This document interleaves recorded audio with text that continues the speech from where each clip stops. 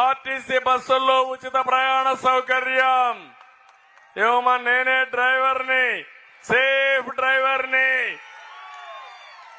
మీరు బస్సు ఎక్కితే ఒకటే చెప్పండి, మా చంద్రన్న చెప్పాడు, నేను ఏ ఊరికి పోవాలన్నా నువ్వేం అడగడానికి వీలు లేదు.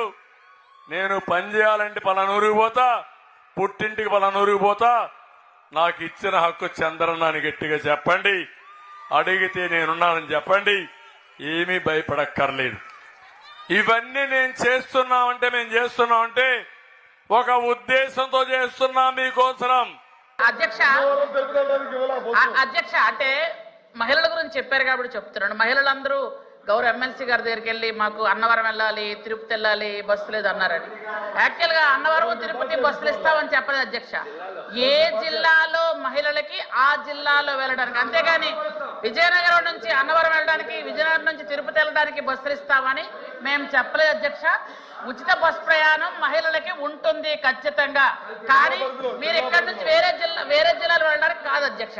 అది క్లారిటీ మీకు ఇస్తున్నాను అంతే. Thank you. ఈ ప్రకటన ఎన్నికల ముందు ఇచ్చారా, ఎన్నికలు అయ్యాక